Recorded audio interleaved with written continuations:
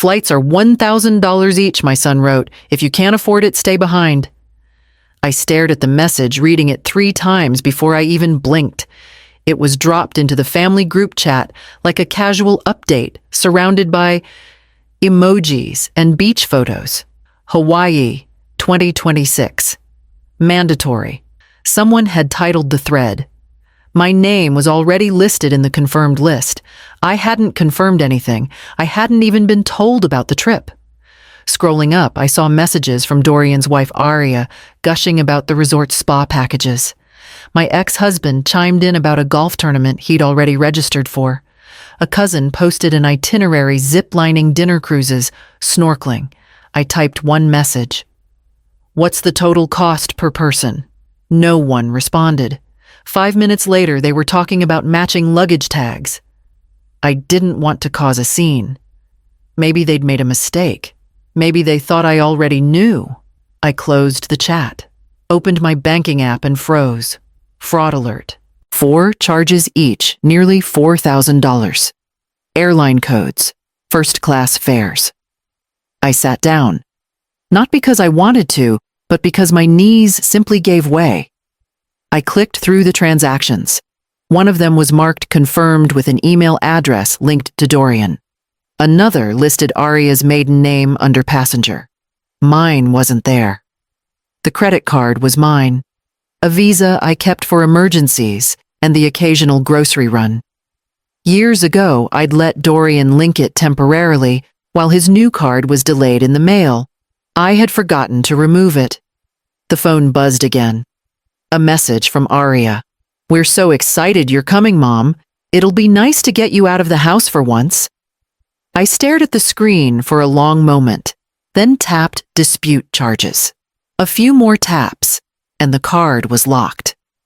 Then I sat back in the chair and looked around my kitchen, quiet lived in mine, and waited to see who would message next. By morning, the group chat had gone silent. No one asked why the charges were canceled, and no one apologized. That silence felt louder than any accusation. I brewed my coffee and waited. It didn't take long. Aria called just before noon, voice tight and trembling, like she'd rehearsed the panic. I don't understand, she said. We were all set. The rooms, the flights, the excursions. Dorian said you were in. I didn't argue. I never agreed to any of it, I said plainly. And you used my card. She burst into tears. I thought you'd want to be part of the family again. This was for bonding. You've been so distant. She sniffled dramatically. You're tearing the family apart. I didn't answer that. Because it wasn't true, and because we both knew it was a tactic. An hour later, my ex-husband called. He didn't bother with the emotion. Kala, what are you doing? He asked. Tone low and clipped. You're making things harder than they need to be. People are upset. You mean the people who used my credit card without permission? I asked. He exhaled through his nose. It wasn't malicious. It was just a mistake. You don't have to make a scene over everything. It's embarrassing. Embarrassing. That was the word he used when he walked out 20 years ago. When I told him we couldn't afford the boat. When I said no to a second mortgage. That word had followed me for decades like a shadow I was expected to hide in. You don't get to tell me how loud I'm allowed to be, I said quietly and hung up. The pressure was familiar, so familiar it scared me. Smooth things over. Keep peace. Swallow the wrong so others could stay comfortable. But something in me had shifted. Not anger, not spite, just stillness. A refusal. I sat at the kitchen table and opened my laptop. If they were going to keep pretending this didn't happen, I needed to prepare for what they'd try next. The knock came just after sunset. Slow and deliberate. I opened the door and found Dorian standing there, hands in his jacket pockets, shoulders drawn up like he was bracing for wind. He didn't say hello. You embarrassed Mom, he said. You embarrassed all of us. I stepped back, letting the screen door fall gently between us. I didn't book those tickets, I replied. He exhaled sharply, not in frustration, more like disbelief. Why are you making such a big deal out of this? You could have just called me instead of canceling everything. I did call, I said. You didn't answer. He ignored that. Now the resort's charging cancellation fees. The flights are locked. We had everything lined up and you blew it up over, a few $1,000s I offered T. He declined. Instead, he stayed where he was, pacing a little, then settling just in front of the walkway like he had a right to occupy that space. You live alone, Mom. You're not exactly traveling or doing anything with your money. What are you even saving for?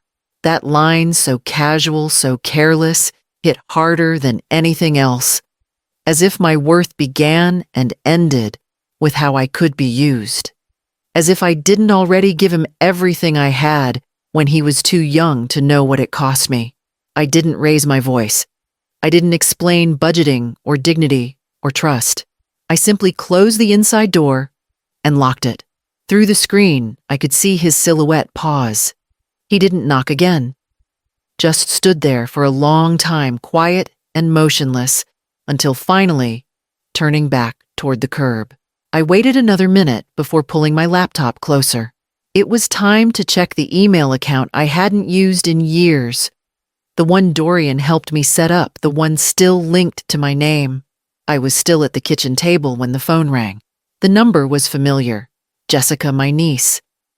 I almost didn't pick up.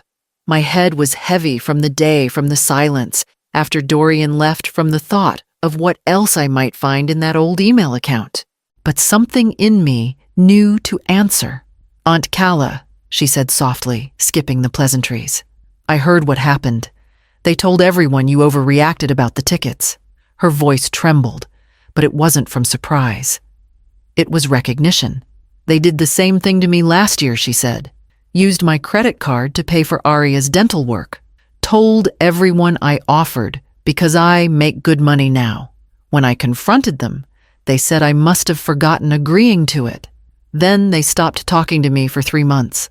I pressed the phone tighter to my ear. Why didn't you tell me I was embarrassed, she said. They made me feel stupid for not catching it sooner. I thought maybe it was my fault somehow. It wasn't. And now I understood why Aria and Dorian had looked so calm about stealing from me. They'd done this before. To Jessica. Maybe to others. They'd found a way to make people silence their permission. Jessica exhaled. I should have warned you, she whispered. If you need me to back you up, I will. I'm done pretending they're just thoughtless. Her words steadied me. For the first time all week, I didn't feel crazy. I wasn't imagining things. This wasn't a misunderstanding. It was a pattern that ran through my family like a thread pulled tight. Thank you, I said quietly. That means more than you know. We hung up, but I didn't move for a long time. The house was quiet, except for the hum of the refrigerator and the faint vibration of my phone on the table. Another notification had appeared in my inbox, a new message from Dorian. It was titled, Family Meeting. The subject line read, Family Discussion. Tomorrow, 6 p.m. The sender was Dorian, but the location listed was my ex-husband's address. I stared at it for a while, unsure whether to delete it or print it and frame it as proof of how ridiculous things had become. I considered not going. I even laid out the reasons to myself. Manipulation, deflection, nothing good would come of it. But then I thought of Jessica, of how they'd twisted her silence into complicity, of how they counted on people like me not showing up. So I went. The house was just as I remembered, overly polished, strategically arranged to look casual. Dorian sat beside Aria on the couch, their posture coordinated. My ex-husband stood off to the side, arms crossed like a referee, not a father. We're glad you came, Aria said. First, dabbing at her eyes with a tissue I'm sure had been waiting in her purse. We just want to clear things up. It was a misunderstanding, Dorian added. A clerical error. I must have used the wrong card when I was booking everything. It wasn't intentional. My ex-husband cleared his throat. Calla. None of this is worth fracturing the family over. Honestly, we've been worried about you lately. Forgetfulness, confusion. These things happen with age. I stared at him. You think I'm confused? I think this whole thing got out of hand, he said, and maybe a little perspective wouldn't hurt. I reached into my bag and pulled out a folder. Inside, printed screenshots of the transactions. Names, dates, flight numbers. One even had Aria's email listed as the contact. I laid them neatly on the coffee table. No one touched them. I'm not confused, I said, and I didn't forget anything. For a moment the room stilled. No tears, no excuses, just the sound of a lie curling in on itself. Behind me, the front door opened. Jessica stepped in without being invited. Jessica's voice cut through the air before I even turned toward her. She's not the only one, she said, standing just inside the doorway. Her coat was still on her hair, wind-blown, but her voice was steady.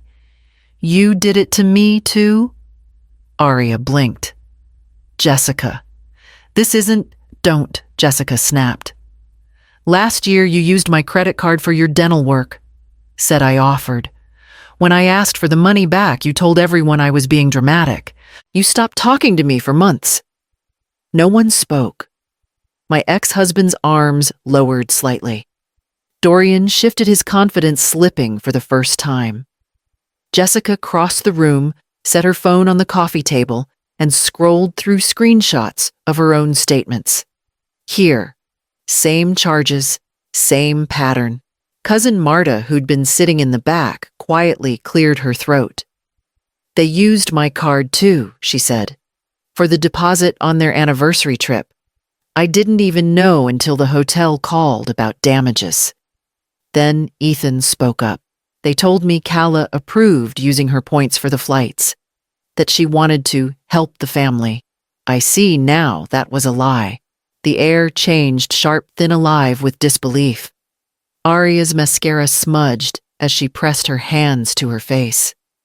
This is ridiculous, she whispered, though her voice cracked halfway through. Dorian didn't look at her. He just stared down at the papers on the table, the ones I'd brought, the ones that now spoke louder than anything I could say. I leaned back slightly, not out of triumph, but release. For the first time, the weight wasn't on me to explain, to defend, to prove what had happened. The room had done it for me. Jessica looked at me and nodded, a small gesture of solidarity that felt stronger than any apology. I didn't need to add another word. Outside, someone's car door slammed, quick and angry. Through the window, I saw Dorian storming out toward the street. 3 days passed without a word. No messages, no calls, no more group chats. The silence didn't feel like peace. It felt like strategy. Then came the envelope. Tucked among utility bills and junk mail, cream-colored and heavy-stocked with a return address from Dorian's office. No handwritten note. No greeting. Just a check. $20,000. I stood at the counter reading the numbers twice before flipping it over. On the memo line. To make things right. I didn't move for a while. The check stayed in my hand as the afternoon sun shifted across the floor. Eventually, I called the bank not to deposit it, but to ask a simple question: had the account been funded? The teller checked. The funds weren't there yet. It had been written, but not backed. A gesture, not a commitment. He wasn't paying me back. He was baiting me, hoping I'd cash it so he could claim resolution, hoping that a deposit slip would be proof I'd accepted his version of events, that I'd moved on. I didn't shred it. I didn't tear it in half. Instead, I scanned it, filed it, labeled it clearly in the same folder where I kept the credit card statements, the emails, the screenshots, every quiet record of a history he'd hoped I wouldn't keep.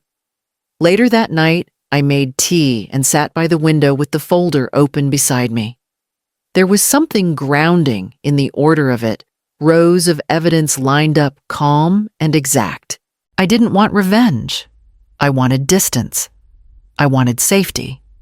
I wanted truth to stop being something I had to prove. The following morning, I woke to an unfamiliar number calling my phone. When I answered, a woman introduced herself as the office manager at Dorian's firm. She sounded polite, hesitant. "Mrs. Brenner." She said, "I just wanted to confirm. Was it your credit card that paid for Mr. Brenner's hotel at the tech summit last week?" The following Monday, I sat across from a woman in a navy suit with a gold pen and a voice like gravel over velvet. Her name was Lila Brandt. Jessica had insisted I call her. "She doesn't blink," she'd said. "And she's seen it all." Lila listened without interrupting. I told her about the airline tickets, the resort plans, the check, the hotel charge. I handed over the folder I'd kept my small, quiet archive of betrayal. When I finished, she sat back and nodded. Once. "This isn't just bad behavior," she said. "It's theft. Repeated, deliberate, and documented." I expected a wave of vindication. What I felt instead was stillness. "I'm not looking to press charges," I told her. "I just want it to stop." "Then we make it stop." That afternoon, she helped me draft a cease and desist letter. It was short, formal, and direct. It stated that any unauthorized financial activity using my information would result in immediate legal action. She sent it certified. We also flagged every account, bank, credit, utility with fraud alerts, changed passwords, locked what could be locked. By the end of the day, I felt like I had drawn a boundary in ink instead of chalk. A week later, the office manager called again. "Sorry to bother you, Mrs. Brenner, but the hotel invoice has your name on it. We just wanted to make sure there wasn't a mix-up." There wasn't. "No," I said. One word, calm, clear. That was all she needed. She thanked me and hung up. I didn't know if the firm would follow up with Dorian. I didn't know if there would be consequences at work or if he'd find someone else's account to use next. But I knew he wouldn't be using mine again. That night, I checked my accounts the way I had every evening for weeks now. Nothing new, no new alerts, no charges, just balance and stillness. The silence came slowly. Not all at once, but in pieces. No morning text, no weekend check-ins, no photos of Kaylee's swim meets or Aria's latest home decor update. At first, I kept reaching for my phone by habit, glancing at notifications that never arrived, listening for vibrations that weren't there. Dorian didn't call. My ex-husband didn't either. Not even a follow-up to the cease and desist. The absence wasn't loud. It was hollow, like a room missing something you hadn't realized you'd learned to live without. Then one afternoon, my phone buzzed. It was a message from Aria. A photo. Kaylee stood on a beach barefoot in the sand, a pink lei around her neck, holding a mocktail in a pineapple cup. Behind her, the resort glowed with warm light. She smiled like the world was still simple. Below the image was a single line. "Wish you were here." I stared at the screen longer than I meant to. Not because I wanted to be there, not even because I missed them, but because that photo was the first thing in weeks that made me feel anything beyond caution. I missed her. That part of my family that hadn't learned to lie yet, that still believed in sharing everything. But I also knew what going back would cost me. That smile came wrapped in a message I'd seen too many times: "Forgive us quietly." Pretend none of it happened. I set the phone down and opened my planner. The week was still labeled Hawaii. I crossed it out. In its place, I wrote 2 new words: retirement consult. Not because I was planning a grand change, just a different future, one that wasn't tangled in pretending. Outside, the wind pressed softly against the windows. The house was still, the kind of stillness I used to mistake for loneliness. Now, it just felt like mine. The next morning, I found an email from the local community center, an invitation to speak at a financial awareness event for seniors. 6 months later, I stood in the lobby of the community center, my binder tucked under one arm. Across the front, in clear block letters, it read, "Protecting yourself from financial abuse." The crowd wasn't large, mostly women my age, some with notebooks, others with folded arms and guarded faces. They looked how I once felt wary of being seen, yet desperate to be understood. When the coordinator introduced me, I walked to the front, my heart steady. I wasn't here to relive what happened. I was here to turn it into something useful. I told them what I'd learned: how to freeze credit, how to flag accounts, how to say no and mean it. I explained that love and access were not the same thing, that helping someone didn't require losing yourself. As I spoke, a few women nodded. One took notes. Another quietly wiped her eyes. I didn't use names or mention Hawaii. It wasn't about the specifics, it was about what stayed behind once the noise stopped. Afterward, a woman in her 60s approached me, her voice low. "But what if it's your own son?" she asked. Her eyes were wide, not with judgment, but fear, the kind that comes from recognition. I didn't rush my answer. I let the question sit there for a moment between us the way truth often does. "You deserve to be safe," I said finally, "even from your own family." She nodded, pressing her lips together, and I saw her shoulders drop just slightly, as if she'd been holding her breath for years. When the room emptied, I stayed behind to gather my papers. The quiet felt different this time. Not empty, not lonely, just settled. I slipped the binder into my bag and stepped outside. The air carried the faint hum of late spring open windows, fresh pavement, the rhythm of people moving forward. As I walked to my car, I realized I wasn't counting losses anymore. What stayed was mine.